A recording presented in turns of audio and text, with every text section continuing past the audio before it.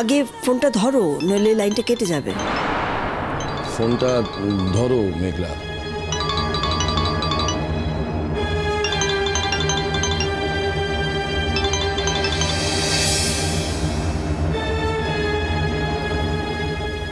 Hello hello মেঘলা, আমি তিতি বলছি।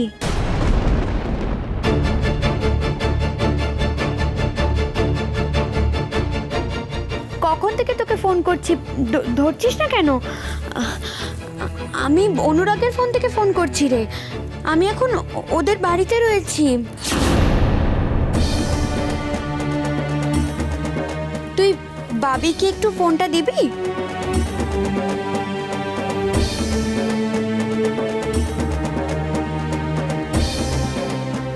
বাবি,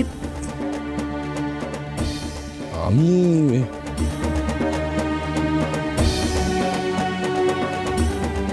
অনুরাগ বল। হ্যালো বাবি,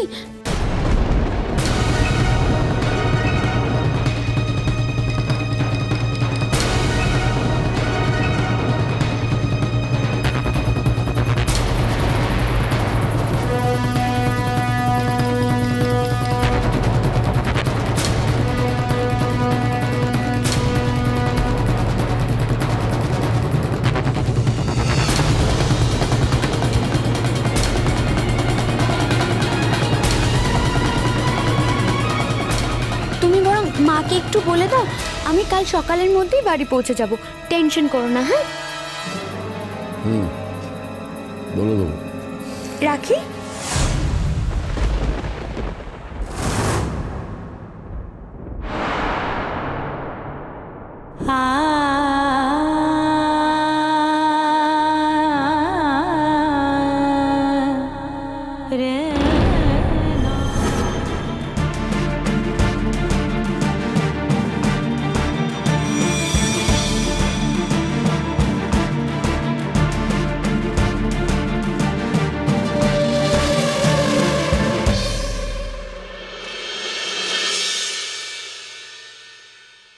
দে।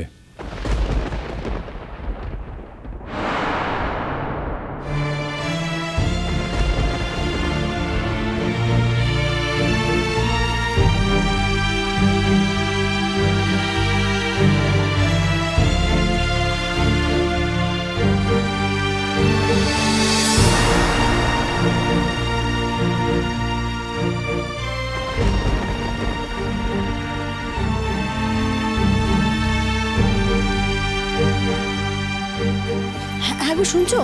বলছি তিতির মতো গলার আওয়াজ পেলাম ফোনেতে। তিতি, কি হলো? হ্যাঁ, তিথি ফোন করেছিল। কি বলছিল? কোথায় আছে ও? ওই ওর বোনের সঙ্গে দেখা হয়ে যায়, তারপর টেলিফোন নাম্বার দেওয়া নেওয়া, তারপর এই বৃষ্টি জল এসবে আটকে পড়ে ওদের বাড়িতে গিয়ে উঠেছে। কাদের বাড়ি থেকে উঠেছে? কোথায়? অনুরাগদের বাড়িতে।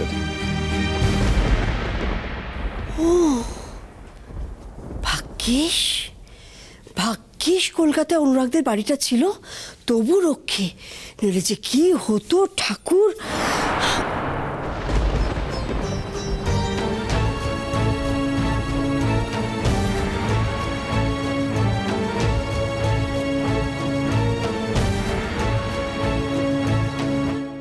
আমি ভুল ভেবেছিলাম অনুরাগদা, মিথ্যে আশা করেছিলাম। সত্যি তো, আমি কেন এমন? তুমি কেনই বা আমায় ফোন করতে যাবে? কেন কেন করবে অনুরাগদা? রাগমালা যেন রং হয়ে যায়, মন খারাপের নদীকে হারাইছে নদী, ইচ্ছে নদী, ইচ্ছে নদী, ইচ্ছে নদী।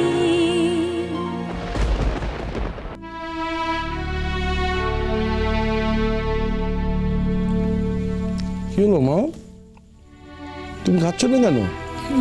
এই তো খাচ্ছি ভাবি। এখন এটা একটা স্টাইল হয়েছে। আমি কদিন ধরে দেখছি খাবার সময় ঠিক খেতে বসছে, কিন্তু খাবার খাচ্ছে না, খুঁটেই যাচ্ছে।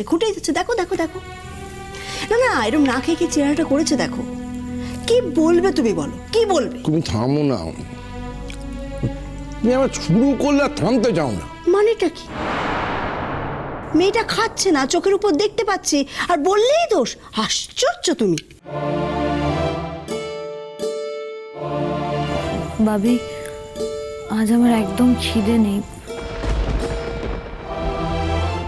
জোর করে খেলে যদি বমি হয়ে যায়, তাই। বমি হলে হবে, তুমি আগে খাও তো দেখি কেমন বমি হয়। যা চেহারা করেছো না, লোকে দেখলে বলবে তোমার মা তোমায় ভালো করে খেতে দেন না।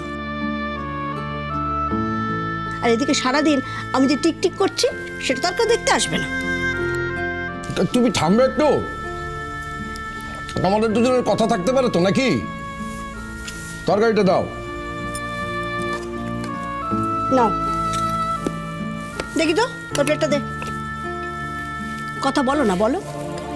তোমার মেয়ের সাথে তো আমি কথা বলতে মানা করছি না তোমায়। আর যাই হোক, আমার তিতিরবাবু এইসব জ্বালান, সুন্দর খেতে দিলে চুপচাপ বসে কে নেয়, কোনো জ্বালা করে না।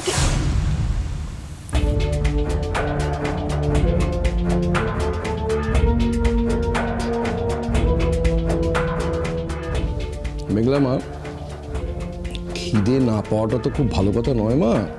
তুমি একটা সুস্থ মেয়ে, তোমার খিদে পাবে না কেন? এরকম ভেতর ভেতর হতে পারে যে তোমার শরীরটা খারাপ ভেতরে ভেতরে হচ্ছে, কিন্তু তুমি বুঝতে পারছো না। চলো তো, কালকে তুমি ওই আমাদের ওই ডক্টর দেবনাথ আছেন, ওই ক্লিনিকে গিয়ে চেক আপ করিয়ে নেবো। ছোটবেলা থেকে তোমাকে দেখছেন, তোমার ধাতটা খুব ভালো করে জানি। ভাবি, আমি একদম ভালো আছি, আমার কিচ্ছু হয়নি। যখন যাব আমার এমনি খেতে ইচ্ছে করছে না। মনে মনে যে একেবারেই ভেঙে পড়েছিস মা। তার উপর আজ আবার অনুরাগের ফোনে তিথি কথা বললো।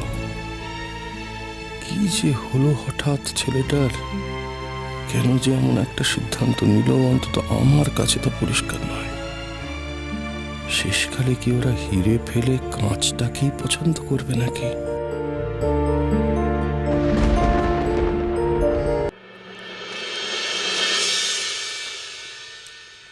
যাক বাবা, আমার খাওয়া হয়ে গেছে। শোনো মেঘলা, খেয়ে দিয়ে উঠে এগুলো সব পরিষ্কার করে শুতে যাবে, কেমন? আচ্ছা মা। ও হ্যাঁ, আজ তো তিথি নেই, তাহলে তোমার একা শুতে ভয় করবে না তো? আমি তোমার সাথে শুনো। না না বাবা, তুমি এমন করে না বললে, যেন এর আগে তোমার কাছে কোনোদিন আমি শুইনি। আজ শুলে মহাভারত অশুদ্ধ হয়ে যাবে।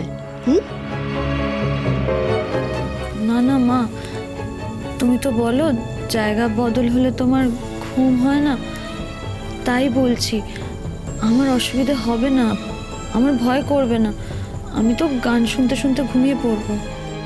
দেখো কি করবে, আমার বলার কথা আমি বললাম।